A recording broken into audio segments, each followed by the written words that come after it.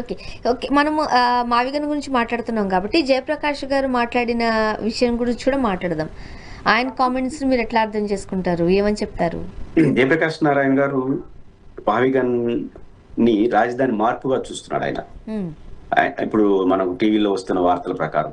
రెండోది, మనకు నచ్చని అభిప్రాయం చెప్పినంత మాత్రం దానికి ఏరేరో పేర్లు పెట్టి అసలు రాజధాని సర్వస్వం అనే మాట్లాడడం వల్ల వచ్చిన సమస్యలు ఇవి. ఇప్పుడు ఉదాహరణ దానికి వీళ్ళు బండ సిద్ధాంతం ఏం చెప్తారు? హైదరాబాద్, బెంగళూరు, చెన్నై, కలకత్తా, బాంబే, న్యూఢిల్లీ ఇవన్నీ స్టేట్ హెడ్ క్వార్టర్లు, సెంట్రల్ హెడ్ క్వార్టర్లు. కానీ ఈ దేశానికి ప్రధానమైన ఆర్థిక వనరులు ఏంటి? బాంబే నగరాలుగా తీసుకున్నాడు. బాంబే, చెన్నై, హైదరాబాద్, బెంగళూరు, కలకత్తా ఇవి ప్రధాన ఆదాయ వనరులుగా రాష్ట్రంలో దేశంలో ఉంటున్నాయి. అంటే అర్థం ఏంటి? అవన్నీ రాజధానులు కాబట్టి ఆదాయం వస్తుందా?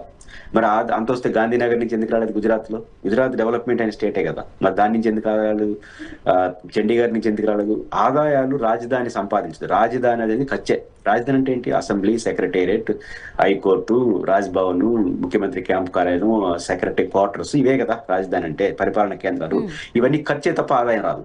రాజధానిలో ఎప్పుడు ఖర్చే ఉంటుంది తప్ప ఆదాయం ఉండదు. ఎందుకని? పరిపాలనలో అధికారులు వాళ్ళందరికీ జీతభత్యాలు, వ్యవస్థలు అవన్నీ ఆదాయాన్ని సంపాదించు, వాళ్ళు పరిపాలన చేస్తారు. ఆదాయాన్ని వచ్చేది రాజధానిలో ఉన్నటువంటి కంపెనీలు. అది ఐటీ కంపెనీలు కావచ్చు, ఇంకోటి కావచ్చు. ఇంకా హైదరాబాద్ ఆదాయం ఎక్కడ నుంచి వస్తుంది? ఫైనాన్స్ డిస్ట్రిక్ట్ నుంచి వస్తుంది, హైటెక్ సిటీ నుంచి వస్తుంది, బెంగళూరులో ఐటీ కంపెనీస్ వస్తాయి. అంతే తప్ప సెక్రటేరియట్ నుంచి, అసెంబ్లీ నుంచి ఆదాయాలు రావు. అది దాని పని కూడా కాదు. అందుకని స్టేట్ హెడ్ క్వార్టర్ వల్ల ఆదాయం వస్తుందని నమ్మేట్టుగా అంటే వై గాంధీనగర్, మరి మిగతా రాష్ట్రాల్లో ఎందుకు అట్లాంటి ఆదాయాలు రాలేదు? కాబట్టి ఆదాయం రాజధాని సంపాదించదు. కాబట్టి రాజధానిలో మార్పులు చేర్పులో, రాజధానిలో అభిప్రాయాలు చెప్తే వెంటనే రాష్ట్రం ధ్వంసం అయిపోయినట్టు. నా పాయింట్ ఏంటంటే, రాజధాని ఇప్పుడు ఒక పునాదులు వేస్తున్న దశ. ఈ టైంలోనే ఏదో భిన్నాభిప్రాయాలు చెప్తారు, అయిపోయిన తర్వాత ఇంకేం చెప్తారు?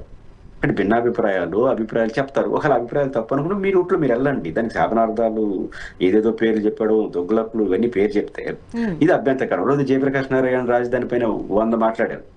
ఉమ్మడి ఆంధ్రప్రదేశ్ అసెంబ్లీలో ఆయన ఏం మాట్లాడారు? మొత్తం హైదరాబాద్ పెట్టడం వల్ల కదా రాష్ట్ర విభజన దారి తీసింది అన్నాడు.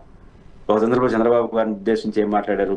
ఈయన రాజధాని అమరావతి మొత్తం సర్వస్వం అనుకుంటున్నాడు, ఇది కరెక్ట్ కాదు, హైదరాబాద్ జరిగినప్పుడు మళ్ళీ తప్పు చేయకూడదు అని చెప్తూ చంద్రబాబు గారు ప్రత్యేక హోదా లాంటివి ఉత్తరాంధ్ర, రాయలసీమ కడగకుండా అమరావతి రాజధానికి అడిగినాడు. ఇది ఎక్కడ వైపరీత్యం తెలియదని ఆయన మాట్లాడినాడు. కాబట్టి రాజధాని సర్వస్వం అనేది అక్కడి నుంచి వస్తా ఉంది. ఇప్పుడు రాజధాని పైన జగన్ గారు ఒక భిన్నాభిప్రాయం వ్యక్తం చేశాడు. ఏకీభవించండి, లేదా అది రూల్డ్ అవుట్ చేసి అది కరెక్ట్ కాదు, ఇది సిస్టమ్ అని చెప్పండి. అలా కాకుండా దానికి శాపనార్థాలు పెట్టడం, అభిప్రాయాలు చెప్పడమే తప్పు అని చెప్పడం, అదే సమస్య కారణం ఉండడం కరెక్ట్ కాదు.